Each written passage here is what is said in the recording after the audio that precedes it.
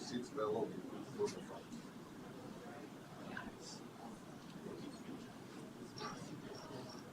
Oh, yeah.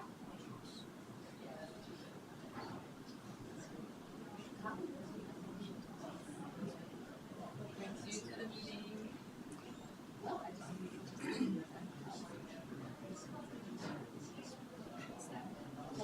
yes, yes, yeah.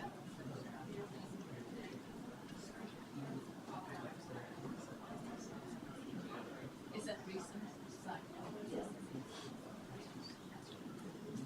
Oh, congratulations. It is really good. More and more. Yeah. So I'm going to facilitate every time I work at school.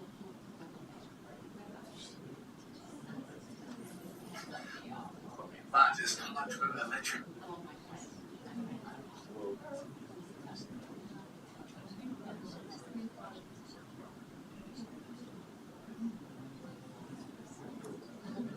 Today? Yes. Today is every sometime with my, I mean, I have two connections, probably fourth service man, and so it's very good service. So that's what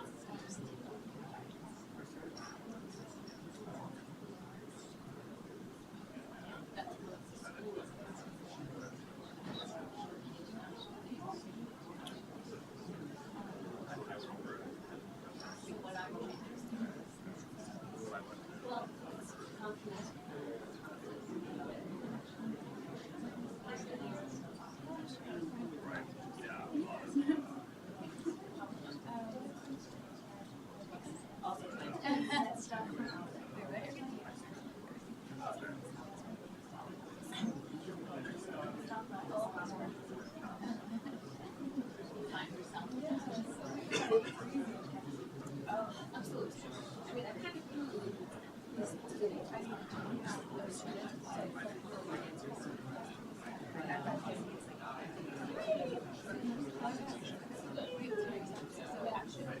or I don't remember. Yeah, but I think there's so much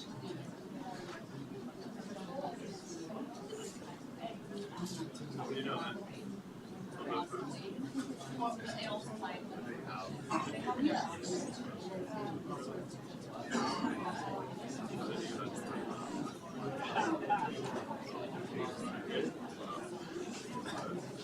The only time I've worked with them from New York, I don't know what the transport company is.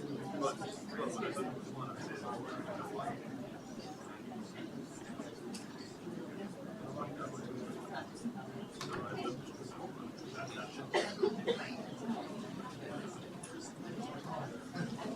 Here, I'll just let you say that. Thank you.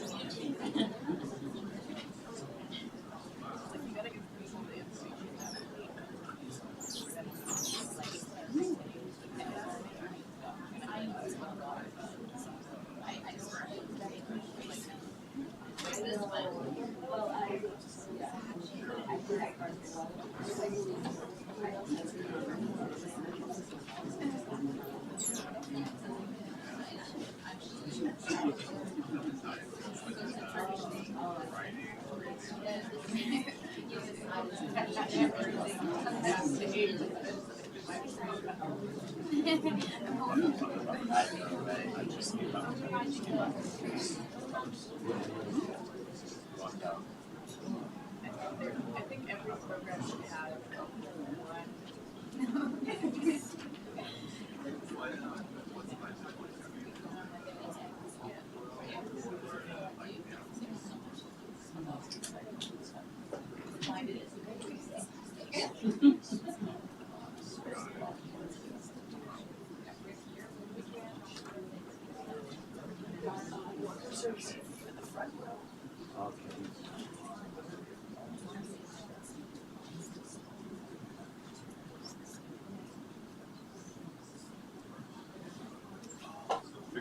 How are you? Sir, have you been?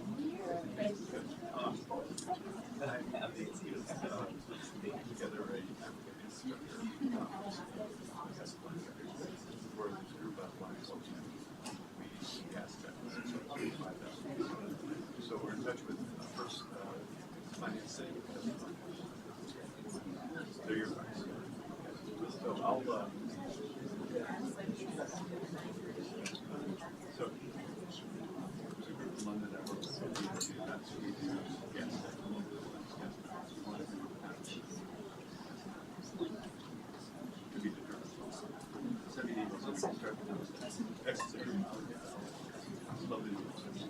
Hey, Tori. All right, good to see you. Happy back. I was going to say, I see you're up with you. Great. Yeah.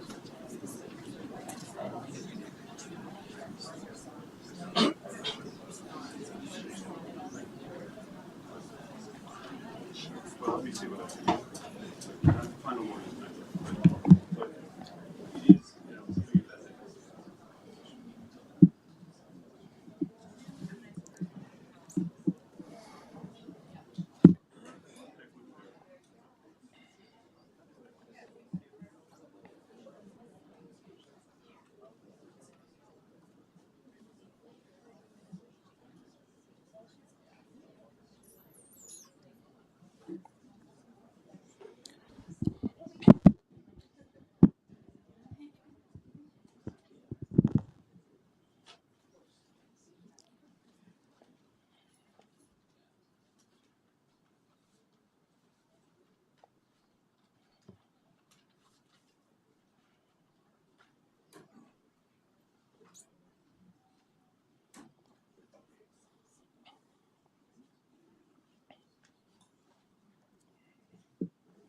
Good morning, everyone. My name is Professor Pierre Gimke. I'm the director of the Africa Growth Initiative and a senior fellow in the Global Economy Development Program here at Brookings. It is truly my honor to welcome you all to today's event. All of us here in the room and online are proponents of Africa's success, who not only wish for a prosperous future for the continent, but recognize that it already has the human and natural resources to secure this future. Over the past decades, many of us have heard a lot about Africa's enormous potential and the narrative of Africa's rise. These conversations have sometimes seemed like distant and hopeful proclamations in the face of the challenges facing African governance and societies. But today's discussions are not a pitch for something coming in the future,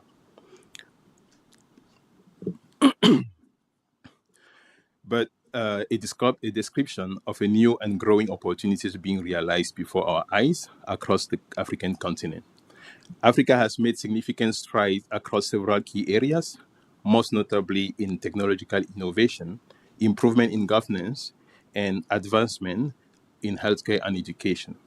Countries are forging new economic connections with each other through the implementation of the African Continental Free Trade Area. And of course, Africa remains the world's youngest continent, a fact that has already attracted new opportunities and investment in agribusiness, in manufacturing, in creative industries, and other industries without smokestacks. How can stakeholders within and outside Africa capitalize this current moment, keep the momentum going ahead, and open even further opportunities for the future? How growth can be leveraged into transformation and into structural transformation and real impacts in the lives of citizens. In short, what concrete steps must be taken to fully realize this long-awaited potential of the African continent? Few people are better placed to answer this important question than our guests today. Whether they come on the question from as researchers or as entrepreneurs or as government officials, each of today's speakers has spent their lives focusing on answering this question. It is my honor to welcome Professor James Robinson, the 2024 Nobel Prize winner in economic science, a long-time researcher into the question of how states can achieve lasting economic and political development. This is a topic that he has explored widely in his successful books, including The Economic Origin of Dictatorship and Democracy, Why Nation Fails, and The Narrow Corridor. Professor Robinson joined us today from the University of Chicago, where he serves as a professor in the Department of Political Science and the Harris School of Public Policy. We are very, very honored to have you, Professor Robinson. It is also an honor to welcome our esteemed panelists who will join us later on the stage. Samuel Alemayehu, Chairman and Co-founder of Cambridge Industries Group. Ambassador Youssef Amrani, Ambassador of Morocco in the United States. Kendra Gator, President of the U.S. Africa Business Center at the U.S. Chamber of Commerce. And Florizel Lisa, President and CEO of the Corporate Council on Africa. We look forward to your insight and welcome you here at Brookings. I also thank Professor Landry Signé, Senior Fellow here at the Africa Growth Initiative, whose book addresses this question of realizing Africa's potential so directly and specifically. Realizing Africa's potential is both a comprehensive and practical look at the opportunities in Africa's emerging industries and how different actors can succeed in leveraging these opportunities. Before I turn the podium to Professor Landry Signé to highlight some of this book's most important lessons, I would like to extend my thanks, as always, to our hard-working team within COMS and at AGI for making this event possible. And finally, I am grateful to all of you for joining us today, in person and online, for taking time this Monday morning to engage in this very important topic. Thank you.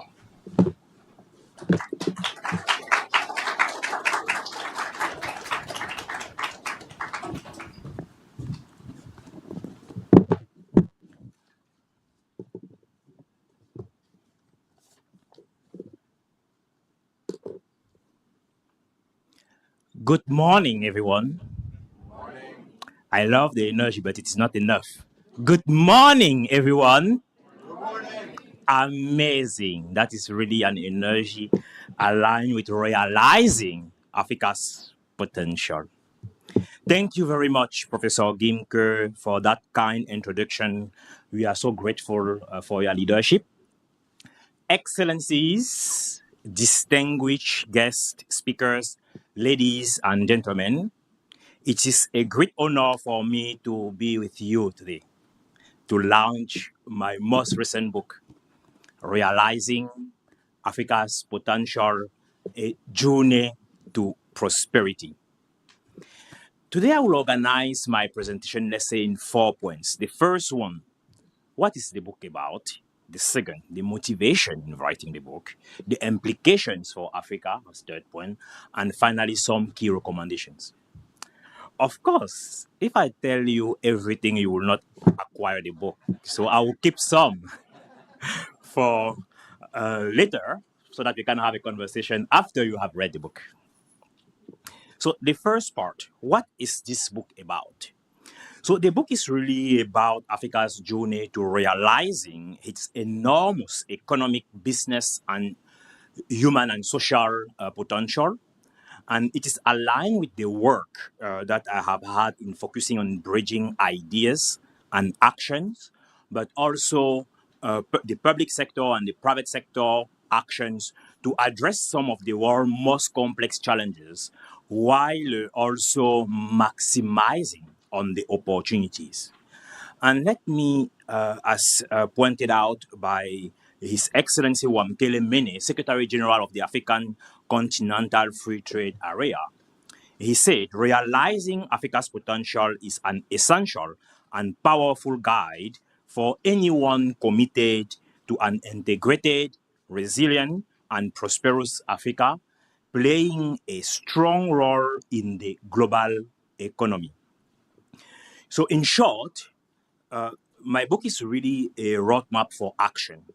It offers both strategic vision and also tangible steps to harness Africa's opportunities, grounded on evidence, macroeconomic trends, but also sector-specific opportunities for and policy insight. I took it very personally when drafting the book, and I will come on that note later. But let me ask you, when you think about Africa, what comes to mind first? I need one or two reactions. What comes to mind first? Yes? Neocolonialism, rich in natural resources, energy, innovation, youth. Amazing. So I really like the diversity of your responses. But again, one of the points, typically, Africa is portrayed through its challenges and not enough, and I like the dimension about human capital, not enough through the opportunity lenses. So, but as you know, by 2050, the combined consumer and business spending in Africa will exceed 16.12 trillion US dollars. So this is really monumental. And therefore, the book really identified the specific sector. Where are the opportunity? What are the sector where you have the highest potential return on investment, but also the highest potential to generate jobs, structural transformation and also opportunity for young people, for women to transform the economies overall. So that is why I wrote the book. Second, why? So if I expand on from what the book is about to also additional reason, I would emphasize the fact that the first reason is as you bridge idea to action, you have to be grounded in empirical reality. I often fly around the globe providing, and not far from last week or a couple of weeks ago, we met with Madam, the CEO of the Council on Corporate, or the Corporate Council on Africa in Luanda, and I was just making some comments earlier because we often meet, perhaps even more often outside of the continent, outside of the US than in the US, from various important meetings in Switzerland, in Luanda, among others. So, and as I travel, I engage with head of state, head of government, CEO of multinational corporation, but also the vibrant innovators and among other. And this is part of what has inspired the book, really considering the fact that Africa, when we speak about Africa, we typically speak about the Africa of tomorrow. But this book is the key argument that I make in this book is also aligned by the fact that Africa is not a continent of the future. It is the continent of, absolutely, of today, of the present, and of right now. And a quote which illustrates this very well is the one from Borge Brande, the president and CEO of the World Economic Forum. And he said, realizing Africa's potential comes at the perfect time to act as a compass and a catalyst for business, both established and emerging one. So to navigate African markets and find success in the world's most promising regions. And let me ask you, have you ever faced a situation where a brilliant idea fell simply because of the system, policy, or institution which were not ready to support them? Anyone? Oh, I see many hands raised. So this is exactly the sense of what I'm doing to really bridge the gap between the potential on one hand and the performance. I'm the first one who doesn't like too much when we speak about Africa potential. So that's why I wrote this book. How do we turn that idea of potential into reality? And of course, it requires to act together. And I hate saying this, but we all know that if you want to go far, I want to hear more. If you want to go far, Together. If you want to go fast, go alone. okay, amazing. So the implication, let me shift now to the third section on the implications of the book. So again, when I mention about, I will share a few trends. As I mentioned before, by 2050, Africa will have about 16.12 trillion US of combined consumer and business spending, over 2.5 billion people. And by the end of the century, Africa will have up to 40% of the global population. But there, to do a deeper dive in the opportunities, household consumption will exceed 8 trillion US dollar, driven by food and beverage, not far from 2 trillion, housing, but also hospitality and recreation. So business spending will also reach or exceed $8 trillion US, dominated by construction and utility, transportation, agriculture's amount order. Africa's youth population by the end of the century will be the equivalent to twice the Europe entire population. Did you catch that? Twice the entire Europe population, and almost half of the world one.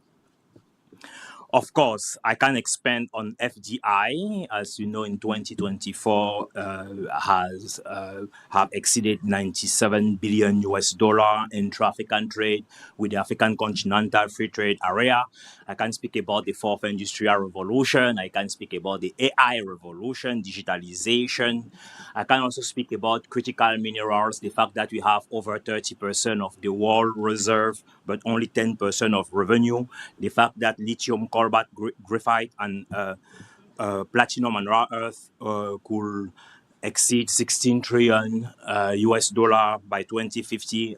I can speak about the tremendous potential to develop manufacture in pharmaceutical, where, as you know, pre-pandemic Africa was only producing barely 1% of the overall vaccine that it was consuming. I can speak about the automotive sector, agriculture, transport, logistics, creative industry, and other. But as I mentioned before, if I say everything, you will not read the book anymore. So, and a dear friend of mine I also really like, as she put it, Her Excellency Amina Garib Fakim, the former president of Mauritius, as she spoke about the bold and unique, captivating masterpiece for transformational guide and the transformational guide to harnessing Africa's boundless potential. Let me finish with the final section on some key challenges and recommendation, because of course we have to be lucid when we discuss about the future of Africa. Whether we mention infrastructure gap, the policy uncertainty and regulatory challenges, the skill gaps, but also the governance and corruption questions. So those are issues which really need to be addressed. And in terms of specific recommendation, many are included in the book, but let me just emphasize some quickly. Accelerating structural transformation and diversification, but also investing in people, especially youth and women, and prepare them to be aligned with the skills of the future of the fourth industrial revolution and of AI, strengthening regional integration and unlocking local demands, but also accelerating the green and digital transformation, creating local value in the critical mineral era instead of exporting raw material, but also building effective governance to bridge the gap between policies and the intention of policymaker when formulating policy and the output when the policies are implemented. But perhaps let me, how can you individually, ask you a question, how can you individually and how can your organization help Africa leapfrogging challenges and maximize opportunities? So we are not here just to talk. We are really here to bridge the gap, to have specific action. And I would like all of you after the sessions to come to me and to share your ideas with me. Perhaps this could make it to my next book. So, of course, I will give you credit and royalties. So, let me conclude really by saying that wisdom does not come overnight. So that is an African proverb that I really like. So it requires collective choice actions between investors, civil society leaders, citizens among others. And I want to end by expressing my deep gratitude to the colleagues, researchers, institutions who contributed to this work, my family, the mentors who inspire me daily. As you know, I like naming people. But in the book, I have at least 3 pages of names. And if I forget to name only a single person, that person may become my enemy forever. So I will not name people here. So together we can realize Africa potential, and everything starts now, not tomorrow. Thank you so much for your attention.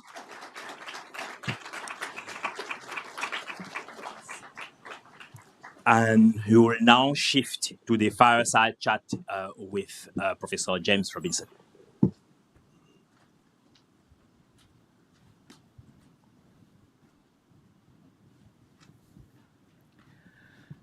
Good morning, Professor James Robinson. Good morning. Such a pleasure seeing you. So how are you doing today? Very good, thank you, even though we had a bit of a snowstorm last night. Yeah. Oh, no. So here in Washington, D.C., I think the weather is pretty good, isn't it? We didn't have any snow. Amazing. So you were already beautifully introduced by Professor Gimker. So allow me to do a deep dive immediately. And allow me to begin by warmly congratulating you once again on your remarkable achievement, receiving the 2024 Nobel Prize in Economics, the highest honor in the field. Please give him a very warm sign of acknowledgement. Your research has profoundly shaped many scholars. I know personally, as a young scholar, I got at least $500,000 in research funding for one of the projects that I developed, Why African Nations Fail and How to Fix Them, which was a follow-up to your book on why nations fail. So I personally benefited from your work academically, but also financially. So, for those who may be unfamiliar with your work, could you walk us through its key ideas and most important takeaways? Yeah, I mean, I think the main ideas are that what determines the prosperity of a society is the way that the society itself sort of organizes, institutions, by which I mean the rules that create patterns of incentives and opportunities in society. And we make this, so it's not about culture, it's not about geography, it's about how we organize our societies and how those organizations create different patterns of incentives and opportunities for people. And in Why Nations Fail, we make this sort of very simplistic dichotomy. It's too simplistic, but it's useful for developing the argument that if you think about, you can divide the world into countries with extractive institutions and inclusive institutions, and inclusive institutions create broad-based patterns of incentives and opportunities, and that's what allows societies to flourish. That's what allows for innovation. That's what allows for entrepreneurship. That's what allows for a society to lock into, to kind of tap into all the latent talent that it has. And the opposite are extractive institutions. And society with extractive institutions is a society where some people have opportunities and some people have incentives, but the vast mass of people are excluded from opportunities and incentives. So inclusion creates prosperity and extractive creates poverty. That you could say that's on the economic level. And behind that, is politics, because since it's human beings ultimately that create these institutions and create these different sorts of societies, that's a political process through which that happens. And then we kind of say, you get extractive economic institutions when you have extractive political institutions, when state institutions are weak or political power is narrowly concentrated, but inclusive economic institutions emerge when power is broadly distributed and state institutions are effective. Amazing. And you have written about the phenomenal potential of African economy, saying that rapid development is truly within reach if the continent taps into its latent assets. Would you mind elaborating about the latent assets, what it means, what they are, and how to leverage them? Yeah, I think I think there's a lot of persistence historically. A lot of my research was about trying to explain these enduring patterns of prosperity. But I also think there's a lot of surprises in world economic history. What happened to China after the late 1970s was a massive surprise to everybody. And I think, one thing that I've understood through my research in Africa over the past 30 years is actually there's many things that you come across all the time that are what I call latent assets that seem to have huge potential for the future. Just as if we'd been standing around in China in the 1970s, actually we'd have noticed all the capacities of Chinese society that you couldn't see that in the national income account data, but it was there. And I think in Africa, you see the same thing. Like if you look at data in the World Values Survey and ask, like, how can you get ahead in life? Like hard work or like luck and connections? Africans are more likely to say hard work than anybody else in the world, including North Americans. So Africans are really, they're really optimistic about the future. If you look at like questions about social mobility, what do you think is going to happen to your children? They're extremely optimistic about the future.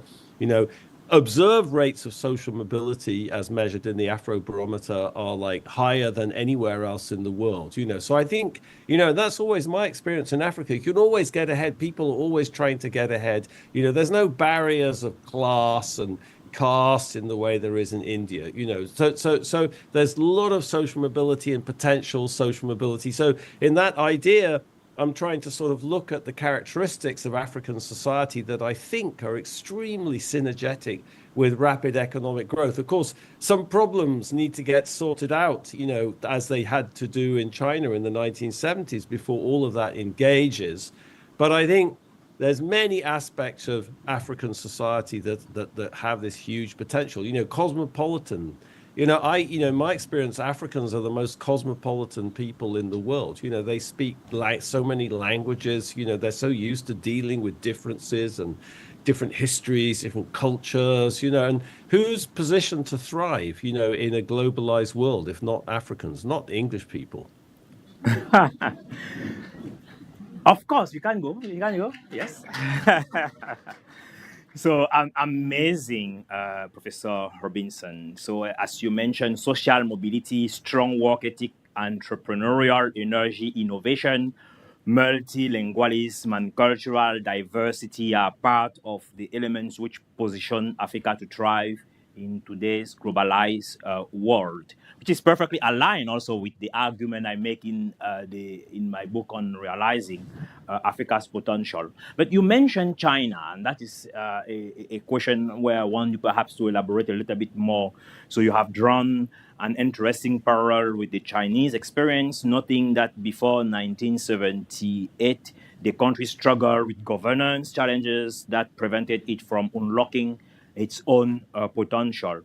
In your view, what does Africa need today to unlock its latent assets and accelerate transformation? Yeah, I think the Chinese case is so fascinating, because it was so completely unpredicted. I'm old enough to know, how people talked about China, in the early 1980s. Nobody saw it coming, in the same way nobody saw the collapse of the Soviet Union coming, So I think that's good to think about. Nobody understood like what an incredible supply response that there was going to be in China. And I think another thing, which is very relevant about that Chinese experience, I think, which people don't really understand too much, is that a lot of it is always portrayed as being about the genius of the Communist Party or the genius of Deng Xiaoping. But actually, that's not the right story. If you look at the origins of that transition in the late 70s and the early 80s, it's not happening because the central government is propagating it. It's happening because people are just doing it. The central government loses control over a lot of the country during the Cultural Revolution, and Chinese people just start doing their thing. It was well into the 1980s that the Communist Party was trying to ban the household responsibility system, the thing that brought massive productivity gains in agriculture. It was illegal, bourgeoisie and capitalists were not allowed to join the Communist Party. You couldn't have a company that employed more than 8 people. Why 8? Well, that's in Marx's Capital. At what level are you exploiting people? So there were huge impediments, but people just sort of did their thing, and the state lost control and gave up, And I think that's an interesting image for Africa too, because, what I see in Africa is you go to the local level, there's immense capacity, there's institutions that are legitimate, there's institutions that work, people cooperate, they provide public goods, they do all sorts of things. The problem is the gap between the central state and the kind of local, legitimate, more traditional institutions. And I don't think, the powerful, effective, democratic central states are going to appear miraculously in Africa, but maybe in some places they can. You could think of Rwanda, for example.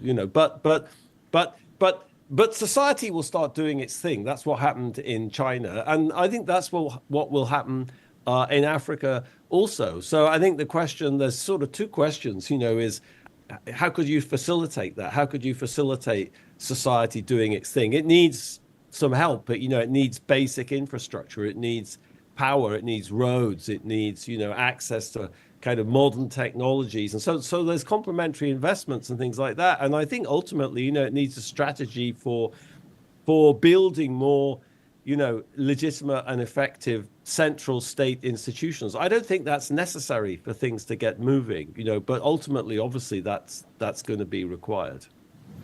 Amazing. Building on what you have just said, what would you recommend to both African leaders, but also global partners to accelerate that transformation? Yeah, I mean, I think like global partners, when I look at, for me, the big problem in post-colonial Africa is just this constructing a social contract. I think if you look back at Africa, what is really distinct about Africa relative to the rest of the world is this extremely decentralized kind of nature of political life. Probably, at the time of colonialism, there were perhaps 45,000 separate polities in Africa. So Africans decided to kind of construct their societies in this very localized way. And then all of these thousands of societies got kind of swept up into Nigeria or Cameroon or the DRC or Angola or whatever it was. And they're still struggling with that problem of social contracting. I think if you look at the Africa success stories like Botswana, what Botswana did was they solved that problem. They were able to build a kind of post-colonial state on the legitimacy of traditional institutions, and they were able to bridge this gap between the local and the national. That's what's happened in Somaliland in the last 35 years. That's in one interpretation, that's what's been happening in Rwanda. I think that case is more complicated, but I think what you see is the government is very clever at using these traditional mechanisms like Imihigo, for example, to kind of connect with people's notions of legitimate authority and kind of social purpose. So I think, how do you build that gap? How do you bridge that gap? I think like many Africans have thought about that. If you go back to the 1960s, that's exactly what Julius Nyerere was thinking about. That's what Leopold Senghor was thinking about. That's what Nkrumah was thinking about. I think we need more ideas. We need more discussing this. We need more talking about it. And it's going to be Africans that come up with those ideas. And I think, unfortunately, in the 1970s, with economic decline and military coups, and that disappeared. So I think as outsiders, we can help bring ideas, we can make analogies, we can bring experience, but we should be trying to help Africans to have that conversation and come up with ideas for how to rebuild their societies and how to construct them in their own cultural context. Amazing. Together with Professor Gimke, you are working on mechanisms to unlock or reinforce pro-investment incentives. Will you elaborate more on your ongoing research and some preliminary findings? Ooh. Well, I think one thing we've been doing that we've noticed, which is very fascinating. Going back to the comparison between China, let's say, and West. When people compare Western society with Chinese society, they sort of say, well, Western society is very individualistic, and Chinese society is much more kind of collectivist. It's sort of based around the family and the community, and Africa is often sort of thrown in there as being, oh, it's like a collectivist society too. And then you sort of think Africa, but that, it's Africa is not like China, And then I think what Pierre and I realized is, in some sense, Africa, or large parts of Africa, have managed to combine individualism with a kind of emphasis on the community in a very unique way. I think, if you think about in the United States at the moment, all these critiques of meritocracy, Daniel Markovits at Yale Law School or Michael Sandel at Harvard, have been criticizing meritocracy, that meritocracy in the United States has created this kind of a new elite, basically. It's created a massive division between the people who succeed and the people who don't succeed. It comes along with this whole kind of value system. But I think what you see in large parts of Africa is actually Africans sort of solved that problem, that you can have meritocracy, you can have individualism, but individuals are always connected to the community. They're always embedded in the community. And so in some sense, they've solved a problem that, here in the United States, we've been unable to solve. And there's a beautiful kind of Akan image, from southern Ghana and Cote d'Ivoire of the so-called Siamese crocodiles. I don't know if you've ever seen this, which is two crocodile heads two crocodiles with a common stomach. And it's an image of, there are individuals, that's the individual crocodiles, but they share a stomach. They're wedded together, and they're wedded to the family, to the community. And so it's a kind of metaphor for the harmony between the individual and the community. So I think, I don't know that leads to any dramatic policy conclusion, but I think it's a very positive kind of way of thinking about what's unique about African society and how this allows Africans to actually achieve things that we're really struggling to achieve in the United States.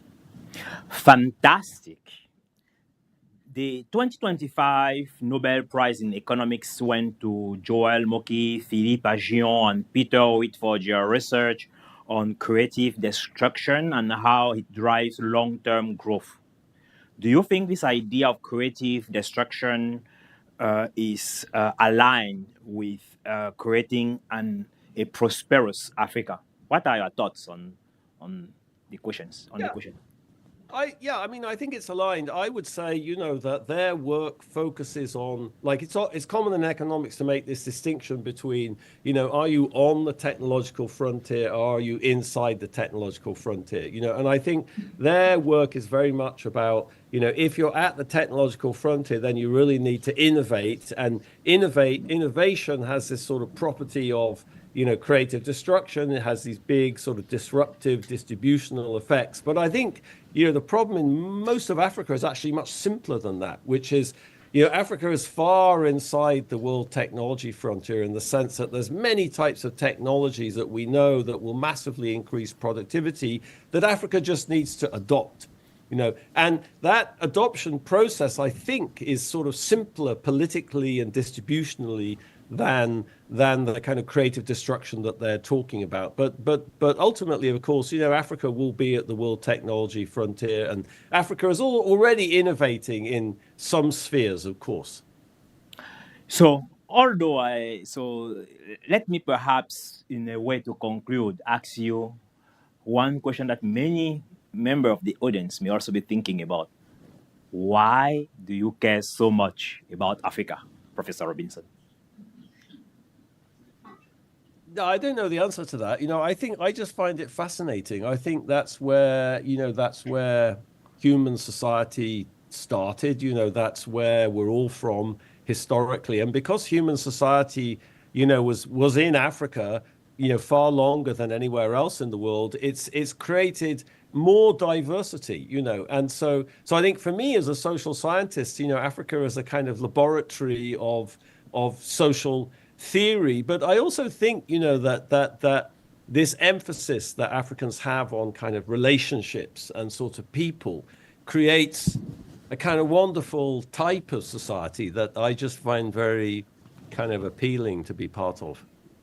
What a beautiful way to conclude. Thank you so much, Professor Robinson, for joining us today. We know you wanted to be here in person, but it was not possible at the end, but we are so grateful you have made time. And please give him another very warm round of applause. And now I will call our distinguished panelists to join the floor, please.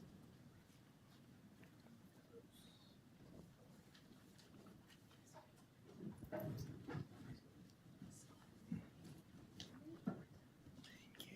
you.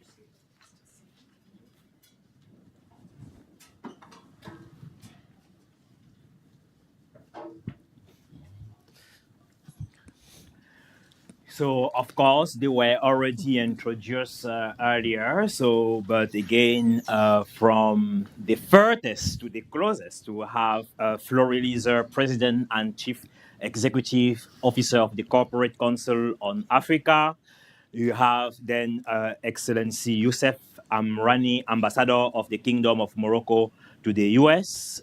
Kendra Gather, President of the US Africa Business Center at the U.S. Chamber of Commerce, and finally Samuel Alemayehu, Chairman and Co-founder of Cambridge Industry Group. So please welcome them with a very warm applause. So let me start with Excellency. Morocco has become a model for economic transformation in Africa, from renewable energy leadership and world-class infrastructure to the expansion of the Moroccan firms across the continent. How does Morocco's development experience illustrate in the pathway through which African country can also translate in long-term vision? So would you mind elaborating more about that vision and implementation strategy that Morocco has taken, which other can also learn from? Well, thank you very much for inviting me to share with you this kind of reflection. I would like to, before answering the question, you asked a question at the end of your intervention, Senior. You said, why Africa? Today, everybody is interested in Africa. And we have many gatherings talking about Africa. EU, Africa strategy, Russia, Africa, China, Africa, India, Japan, all of institutions, but there remains a head of state talking or ministers talking, dialogue, but concretely in the ground, nothing is happening. And I think from this perspective, we need to do our own homework first as Africans. Of course, we need our partners to be on board. We need the institution, the instruments, but we need to do our own homework. And as the Nobel Prize was saying, we need a vision. And we need the institution. And as far as the Moroccan experience, we have shown that when you combine long-term vision, and you have the leadership for that, the political stability is important. The Nobel Prize was talking about institutions, smart investment, and also South-South cooperation is essential. And we can transform then this potential in Africa into prosperity. Without that, we are moving nowhere. And Africa today is the future. To answer your question, how we did this, we need to have the vision and the leadership of the king. And thanks to that, we were able to build up a most diverse economy with presence in many African countries. We are the second investor in Africa and the first in West Africa. And we did this through three main elements. We are growing now about 4.8% and with contained inflation. So three elements, if I may say so. we planned with the long vision and strategic vision. And even you were saying that through, and you come often to Morocco, infrastructure, speed train, ports, Dakhla, Tangier. At the beginning, they said, why Morocco is, people are asking why is building this Tangier Mediterranean port. It is the first port today in Africa and is bringing business. Green hydrogen, solar energy. We need to take the decision. We have an ambition and we need to implement it. 2, stability institutions. If you have no democracy, if we don't have transparency and strong institutions, you are moving nowhere. And we, of course, we are not the best, but there was a strong commitment to build up this institution. And this is create, of course, stability.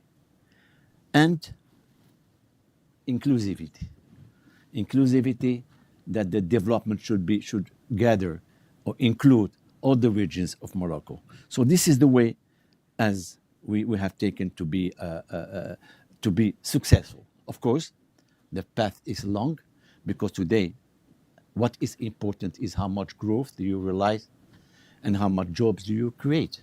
Because there is a push of the young generation. They want more jobs, more growth. And with not this kind of strategy, with this politics, we are not. So I think if I have 1 or 2 more minutes, I don't want to. If I want to draw some 3 main lessons from Morocco experience and these investment policies, because you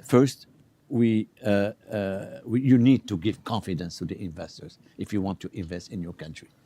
And that's why we have this successful investment in automotive, in plane industry, everywhere. I don't want to talk about this. So from the very beginning, we made out of stability a priority. And the reforms, we need to have the banking system, the reforms and everything to be able to move forward, and transparency schemes. Otherwise, people don't come. So today we have the major automotive industry from Europe because we are close to Europe. This is an important advantage. We're only 15 kilometers. But now we have signing contracts on planes, on Airbus industry, and so on. So we are successful in this. Of course, we need the reform of the education. It's mainly of the instrument. Sometimes we forget the human being. The human being is essential. And the young, women and men. Now, women and men in Morocco, the equality is important because the women, they are working now as engineers and our education is moving. Of course, we still have some difficulties to adapt to the new context, but we need to do those. And something you have said, Sini, and also the South-South cooperation, which need to work together. Regional integration schemes. One country alone, Africa, cannot face all these challenges.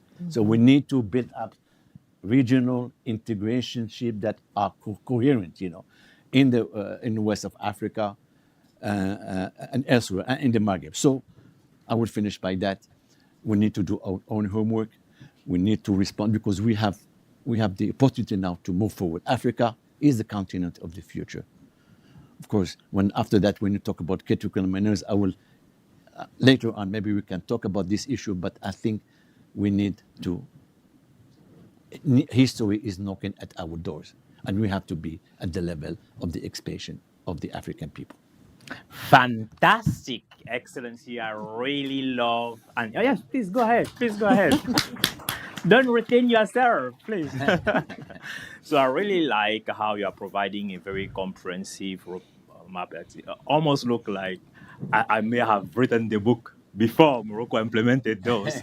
But the fact that I'm in Morocco almost every year and I see the incredibly fast progress, I'm always impressed every time I go. So thank you very much for sharing your words of wisdom. So we have here from the public sector.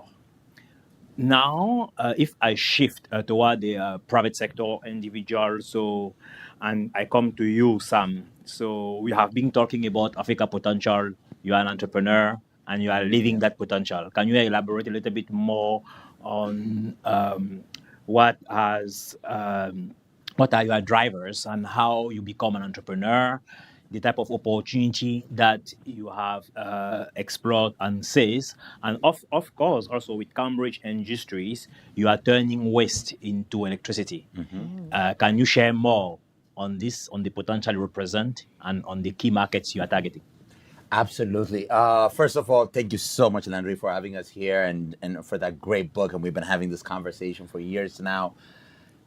You know, at the end of the day, for me, I'm originally from Ethiopia. I've been in the US for years, was in Silicon Valley. So when I decided to move back, the first step was, hey, I was working in software and as an investor of Venrock, I continued doing that. We had some success around that for about 2-3 years. And when I had an opportunity to, after having been in the continent back for a couple of years, and could decide, okay, what are the opportunities? Which area do I need to go into? There are incredible opportunities in the continent. So for us, whenever we're about to look into what is the opportunity to invest in, what are the opportunities to create companies and to expand them, we look at the demand. The demand may be latent, the demand may not be covered, but it's always searching for the demand. And when we looked into electricity and then the potential of waste and waste management and urban challenge, the demand was very, very clear. It may not be served. So for example, look at Lagos or in Ethiopia where we started. If electricity is not being supplied by the grid, it doesn't just stay dark. Like small entrepreneurs will show you the paths where latent demand is there. You have the number of diesel generators in Lagos alone, just one city, supplies almost $15 billion worth of electricity, but at an incredibly expensive cost. Not at a cost, because just because the demand is not being met by formal systems, informal systems usually jump in, and they're very expensive. And when demands are usually left unmet, the cost of that demand, what we usually call kind of internally in our company, scarcity tax, is there. Just because you have not gotten healthcare services and you could not afford the $50 or $100 in healthcare service, you don't just, scot-free get to avoid paying that $50 or $100. You pay it with your own life or with your kid's life or years of unworked labor, because poverty is extremely expensive. So what we have done was to look at the incredible cost that garbage and not processing garbage and not supplying electricity in our urban centers was costing our continent. And so when we started in Ethiopia, in Addis Ababa, Ethiopia, and that's a city I grew up in, I lived around those garbage areas. So for me, it was a personal desire to do something about it, but also exploring its cost on the environment, the incredible amount of methane gas that is coming out in almost every single urban city in Africa. Because you have massive populations and you do not have the infrastructure and the system that was built to take care of those garbage. You're paying with it with a huge amount of this urban waste, both in the methane gas that is coming out, but the amount of fire that is usually in this landfills or makeshift dumping sites, and it's a significant number of heavy metal poisoning that is happening in the air, in the waters, underground aquifers being significantly contaminated, the number of landfill collapse and landslides that have been happening throughout the continent, most recently in the Kitezi landfill in Kampala. These are all extremely unnecessary costs that our communities and the citizens should not be bearing. But also there are ways to be able to address them, because the demand is there. Usually the cost of serving those demand has been the bottleneck. So for us, it's identifying demand, creating bespoke innovations, because usually the high-level technologies are usually there. It is delivering them in a way that meets on the ground. So what did we do first? So the first project that we've done is to be able to process 95% of the waste in a city of 5 million and generate 20% of the household electricity. That's our first facility in Addis Ababa, Ethiopia. But we have also expanded what it means. So when we receive garbage, we don't just look at garbage. We look at incredible potentials in that garbage. And energy is just one of it that is in there. There's an incredible amount of resources that we could recycle. And then we've been improving the recycling technology to the point that our textile recycling technology right now is by far the best in the world. anywhere in the world where we're able to take mixed textile waste, use bespoke catalysts that allow us to break it down and bring it back into, it could be cotton and polyester and nylon and spandex, and bring back the raw material at the beginning. To be able to create nutrients and to be able to create all kind of different stuff. Now, each of our facilities are a waste to value facility that looks at whatever garbage is coming in, maximizing the waste without depending on a government budget or needing a high level investment, but to be able to lock in the demand. The minute we're about to set up a facility, all of our energy that we're about to generate is taken, usually in the grid, but even when the grid system is not great, companies usually sign up to be able to get 24-hour captive electricity.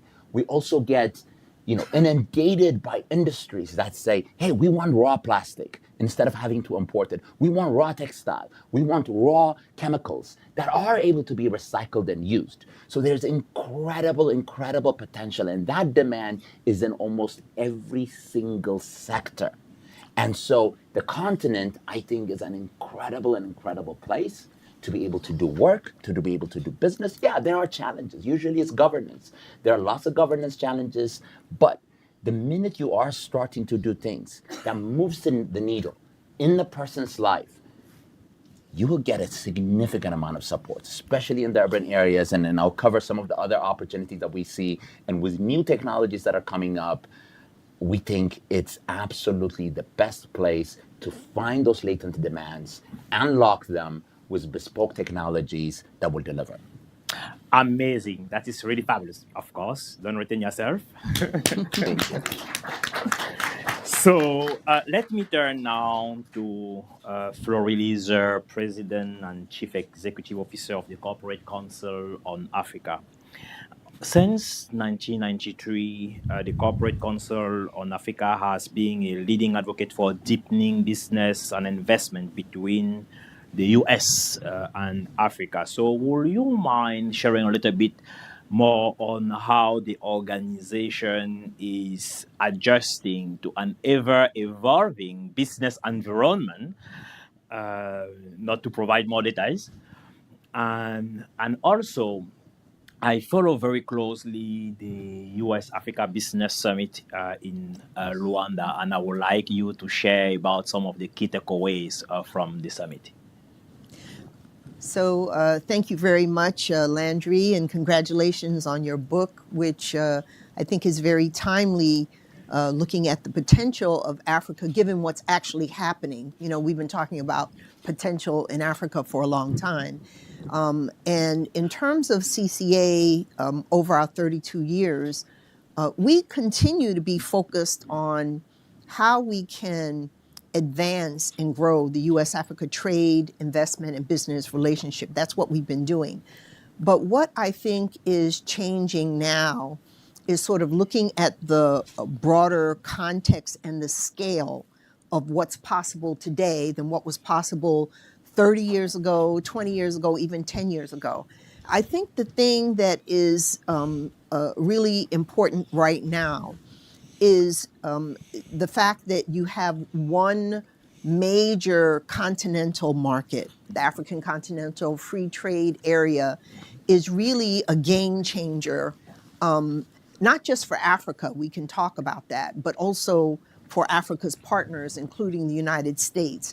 Why? Because up until 5 years ago, when it was being implemented, they were dealing with 54 economies. Many of them are small, a number of them are landlocked across, a vast continent. We keep reminding people that Africa is not, a country, it's 54 countries.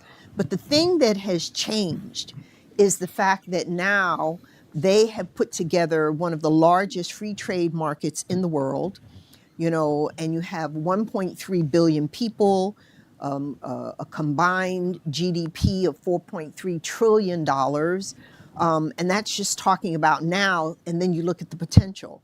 And so for us at CCA, I think what we're doing is we are looking at what does that mean for Africa's partners. They've identified 4 areas, I think ICT and infrastructure, agriculture, health, and autos. But there are also other sectors where we see lots of potential for U.S. companies because they're leaning into things where we have the expertise. We have the types of partnerships that we want. We know there are lots of countries in Africa. We don't have to compete, frankly, because what I think American companies bring to Africa is really unique in some cases. And so we really need to look to what are those opportunities. And Samuel was just talking about, every sector that you look at, if you look at the new technologies and you look at this new transcontinental market, you look at the regional value chains as well as continental value chains that are being developed. And you see some things that I think are changing. And I think even since COVID, we see that there is more of a push to have diversified supply chains. I think we all learned we don't want to depend on 2 or 3 countries for semiconductors, for just about anything, even the materials that we needed during COVID. And the Africans themselves, trading with each other accounts for only 17% of all of their trade. But what that means is that with the removal of barriers amongst Africans, now their own products can move across borders more easily. But that also means for American companies that we can now look at, okay, do we want to invest in East Africa? Not, just, is it Kenya or Tanzania? Do you want to invest in, West Africa, North Africa? You have a lot of options. Or do you want to look at a whole continental supply chain like in automotive, where you could get parts that are being, I've visited factories, just as an example, in Botswana and Lesotho that are creating parts that for autos that are going to South Africa, for example, for its automotive industry. That kind of development of the market in Africa and the opportunities, I think, is what's clear. And I think for CCA, we'll continue to use the U.S. Africa Business Summit as an opportunity to bring people together. I'll just briefly say that we were really, really pleased at our summit in June in Angola, that we were able to focus not just on the Lobito corridor. Everyone's talking about Lobito, which is very exciting. I had a chance to actually go there and visit and see what that means. But it serves as a model for what can be done all across the continent. And we had 2,800 people there. We had more than 70 people from the U.S. government that came because there was a lot of question, in the current situation, is the U.S. really interested? I think we saw that. We had hundreds of U.S. companies that came represented by senior executives. And so, we were very excited. And last but not least, we had $4 billion in deals that were signed. And, I could tell you specific ones because people always say, well, did those things really happen?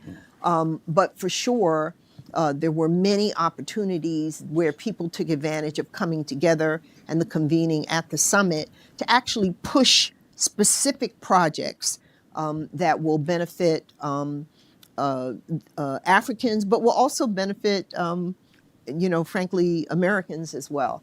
So I'll stop there just to say, though, that our next summit is going to be in Mauritius in 2026.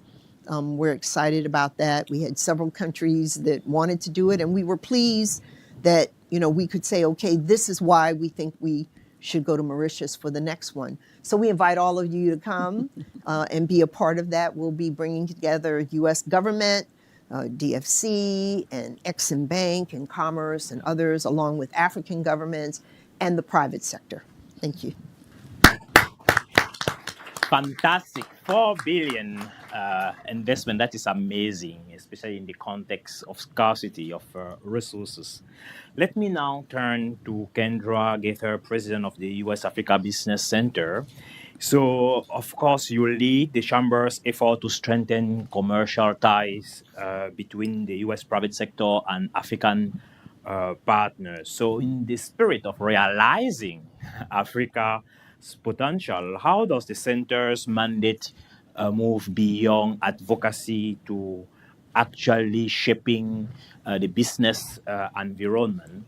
And perhaps connected to that, to something more recent. So back in September, the Chamber has also supported the renewal of the Africa Growth and Opportunity Act, and which expired, although there are many conversations around.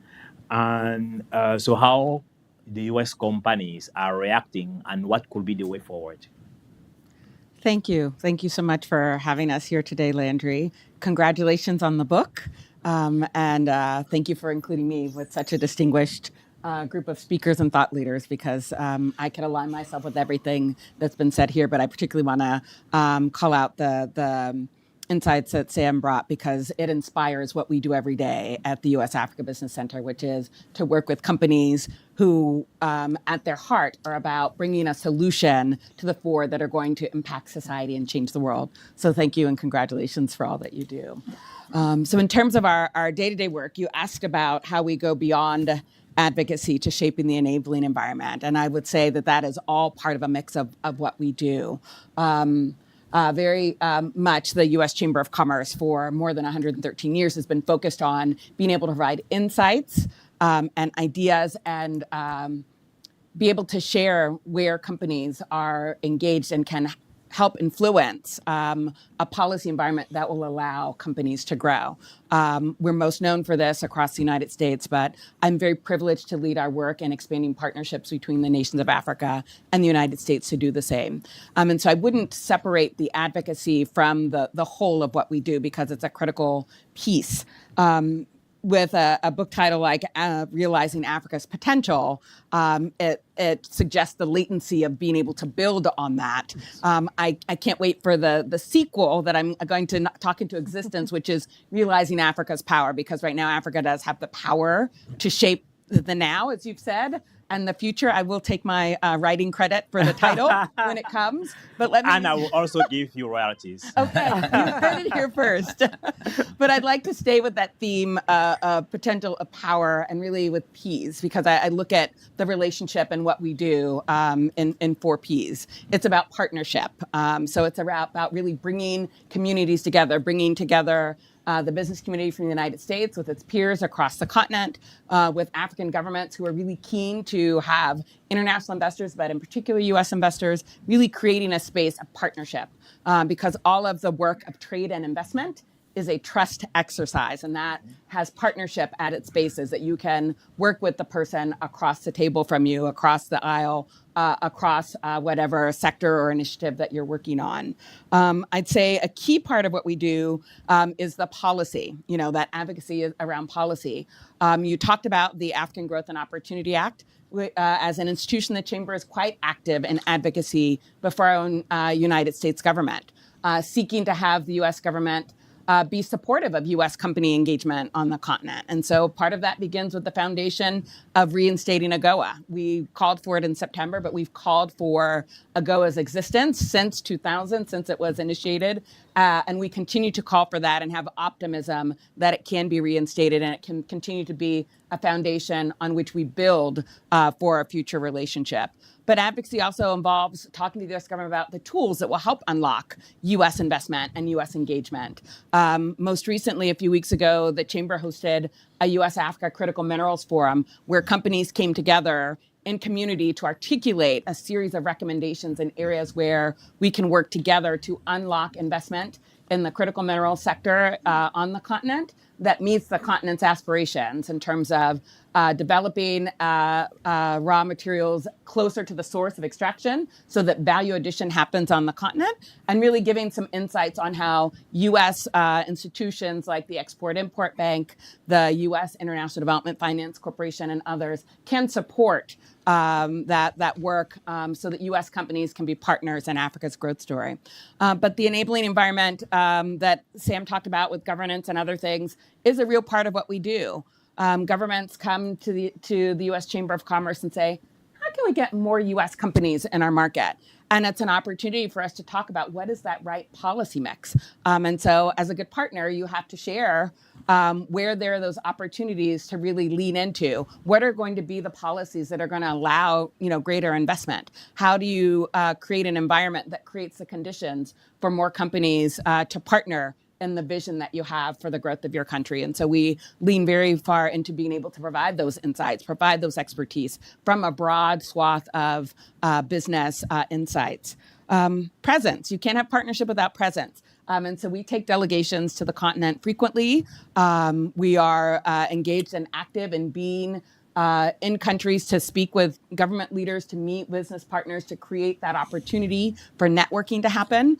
And quite frankly, one of my calls to action personally is around really making sure that countries who are doing the tough work to institute reforms, who are making those policy changes, that when they've done that, when they've sort of responded to the call to create an enabling environment, it's incumbent upon us to also shine a light on those good practices. And so we established a couple years ago a program called Advance with Africa, where we take business leaders to the continent who are considering opportunities. There's a particular focus on diaspora business leaders who are already looking at and connected to the continent and are maybe seeking tools or partners for engagement, for maybe scaling from a market of expertise to one that is newer to opportunity. But we see that as a call to action, that if you do the right things and you take the right steps, there's an opportunity for us to then respond in kind by enabling presence, enabling company engagement. And then finally, our platforms. We host a number of policy dialogues across the continent, here in the United States as well, making sure that leaders can sit down with business executives to really talk about what it is that we can do together.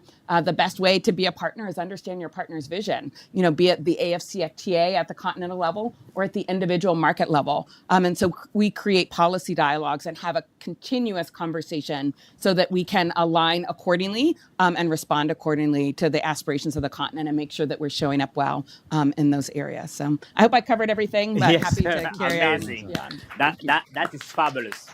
So I want to be sure that we have enough time for questions. So perhaps If you allow me, I have 2 minutes. Can you? Yes. No more than 2 minutes. Okay. Go ahead. I know you wanted to elaborate also on some on critical minerals and also the private sector. I think that the private sector is key. Yeah. And we need to build up this partnership, as you say, and we need to help the private sector.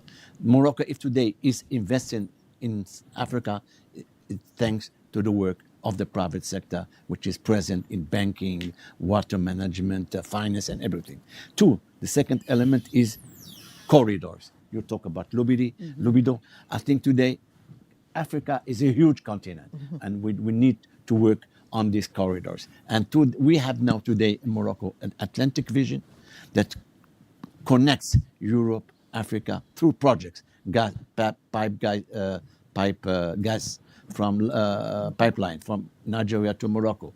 Also, to solve the issue of stability of Sahel, country to Sahel, this instability, you give them access to the sea, to trade. So this is important. And finally, Landry, I forgot to congratulate you for your book, but I think the issue of critical minerals is a driver for prosperity in Africa. I would say very, very, very clearly. Before, a lot of countries, I don't want to name them, they were coming to the continent only to import and go. Now we have changed the narrative. Today we need to process and industrialize our critical minerals. And thanks, I have to thank here the vision of the American government through initiatives like DFC can finance and process the critical minerals, because all the countries are interested about our critical minerals. But we need also to. Morocco is exporting 19% of our exports are critical minerals. So this is a very important and strategic. And thank you to give me the floor once again. Fantastic, Excellency. I think those are extremely important points, and we cover part of the question on critical mineral in one of our most recent Africa Growth Initiative report on leveraging critical minerals. So I will shift to the questions, and of course, I will offer the opportunity to each of the members of the panel at the end a minute to say whatever else they want to add. But let me take one question per. So I'll take a question here, and then the lady here, and then there. Yeah. We'll go proceed per 3 questions, and introduce yourself and go straight to the point. Hello, yeah. So my name is Ernestina Mulika from Ghana, and I am a student at Tendervet School of Global Management here in Washington, D.C. First of all, thank you very much for an insightful fireside. I've really gained lots of knowledge from it. And congratulations to my amazing professor. I mean, that's an amazing work. We appreciate your book. I know I'll read it. I'll get to read it. Yeah. So as the title of the book says, Realizing Africa's Potential. My question here is to Kendra. We have lots of African youth with ideas, but the problem is many lack access to mentorship or platforms that can actually help them transform all these ideas into sustainable businesses. For instance, I have a platform that nurtures AI-driven innovators, entrepreneurs in Ghana, in Africa, basically. And what I've realized is, even though we're talking about seeing Africans at the top because we are capable, we still don't have access. And it looks like in technology, we are behind. So from your practical and experience, what are some of the things or ways where we can connect these young innovators and entrepreneurs in Africa so that they can be leading in these AI world and digital economy as other countries are enjoying already? Thank you. Amazing. And then we'll take the second question here. Morning. Can you all hear me? Thank you. My name is Zaytun. I'm a graduate student at Johns Hopkins SAIS, studying international relations, and I had a question for you, Mr. Alamejo, about similarly innovation. And one of the things that we see a lot of innovators in Africa struggle with is capital constraint. I'm curious, for example, how venture capital investment, there's only 1% of it that goes to Africa. And there's a host of barriers that you're all working to break down. In terms of capital and scaling, what advice do you have for innovators on the continent to overcome these barriers? Thank you. Great. And then the third question there for the first round. Hi. Good morning, everyone. Thank you so much for having this. Congratulations on the book. I am Angela Pashayan. I'm a professor here in Washington, D.C., and I also own a nonprofit. So my expertise is in informal settlements, aka slums. And so my question goes to Samuel. What you were saying was just ringing my bells because I know exactly what you're talking about. My question to you is, do you have ideas or how do you handle issues around land tenure? Because when the private sector wants to come in and offer some of those services, in different countries, informal settlements are handled in different ways. And in most of the informal settlements that I am familiar with, there's an issue of land tenure. And so investing in areas where there's not land tenure, there's a high risk. So that's my question I pose to you. Thank you. And let me tweak the rules a little bit. I will take 3 additional questions and I will give the floor to each of the panelists for your final intervention addressing the questions that they will want to have. So any question? So yes, we'll have you here, you there, and you here. Hi, I'm Brian Norris from Lincoln University of Missouri. And Professor Signet, in your book, you mentioned that 57% of the population of Africa in 2019 was rural. But you also mentioned lack of roads and health infrastructure. In your index, you have rural divide entry, but you don't have an entry for rural opportunities. So for you or anybody else, can you make the optimist case that rural areas are areas of growth initiative and potentialities, not problems to be managed? Amazing. Thank you for the great question. Yes. Good morning. My name is Nancy Taylor. I am the CEO of the Taylor Group 500. Now, before I go any further, Dr. Signe, I brought a copy of your book, so can I get it signed at the end? Self-promotion, yes, right. Where is it? Let me sign it. Right So away. I will do that right after right the here, event. see? Thank you. Thank you. My question is interesting. I've heard all of you talk about opportunities in Africa, but one area that you'd not mention is the need for leaders. I know that's a Yes, I component say of Dr. leadership. Signe's book, strategic leadership. Yeah. Now, I'm focused on leadership and artificial intelligence, and I have a thought, or my concept is the most successful leaders in the future are not those who master technology. It's those who master themselves in relationship to the technology, which leads us now to reinventing, in a way, how we look at leaders. We need people who are emotionally intelligent, who have communication skills, who are innovative, who are collaborative, which falls under the idea of agile leadership. My question to each of you, do you embrace the need to develop adaptive and agile leaders in Africa? If so, how do we do it? Okay. Last but not least, here, just here. Thank you. My name is Dozier Opalobiri. I'm an attorney at USTDA. A lot of times when we talk about the continent, we talk at the macro level. So we talk about projects like Lobito.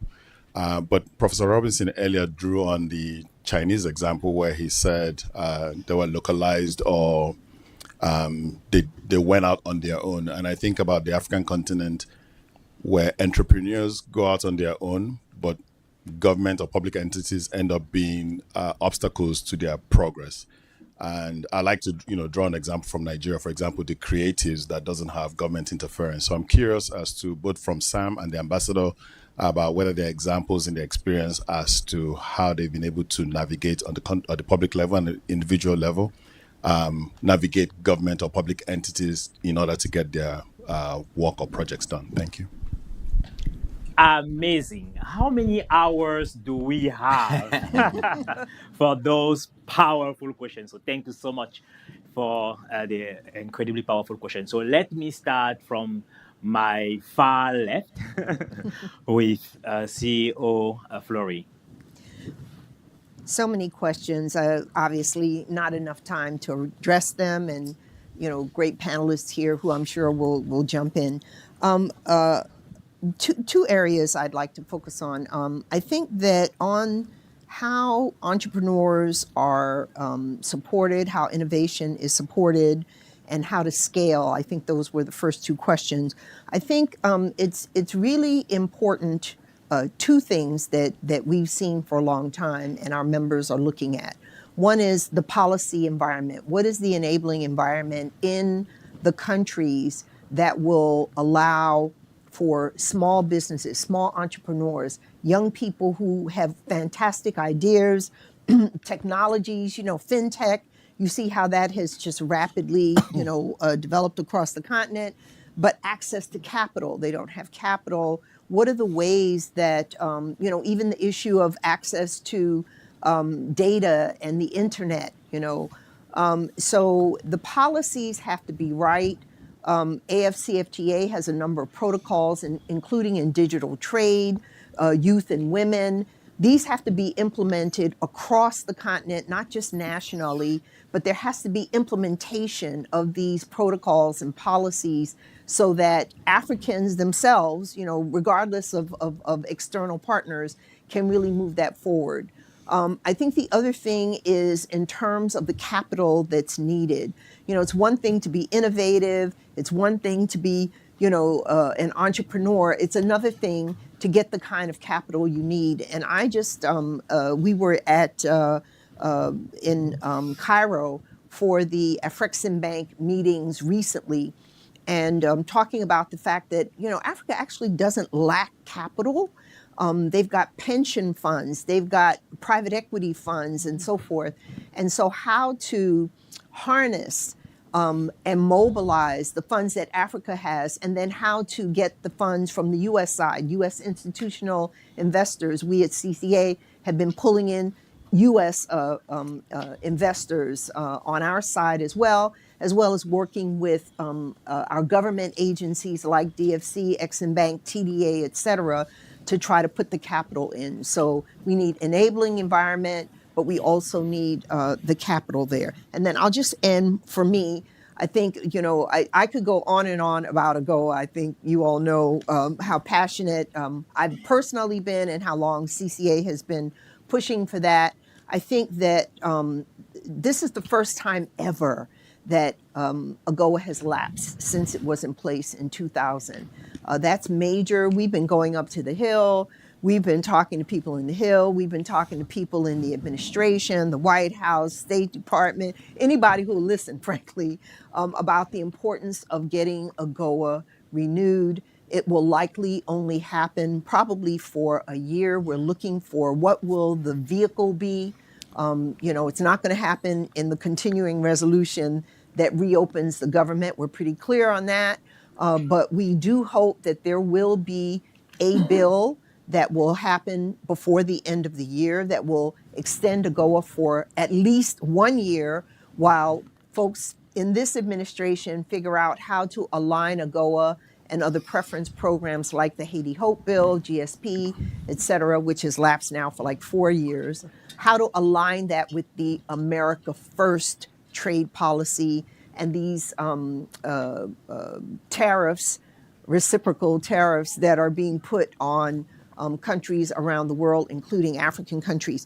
That has to be done. And also, we need the reauthorization of DFC. Those two things, AGOA lapsed on September 30th. DFC reauthorization lapsed on October 5th. You don't hear many people talking about it. Very important that those two things be done. So that's my plea. That's our focus at CCA for the moment. And working with all of the stakeholders, the Africans, the African embassies, the African governments on the continent, ministers of trade, the U.S. government, the U.S. Congress, and of course the private sector to try to move this forward. Those two things absolutely need to be done, and they need to be done soon. I'll end there. Amazing. So everyone will have about a minute to clap at the end. Yes. Yes. 1 minute. I took more than a minute. Yes. I apologize. 1 minute. I think that the leadership is essential. And we cannot continue to have this leadership in our continent, 50s or 1890s. Crazy.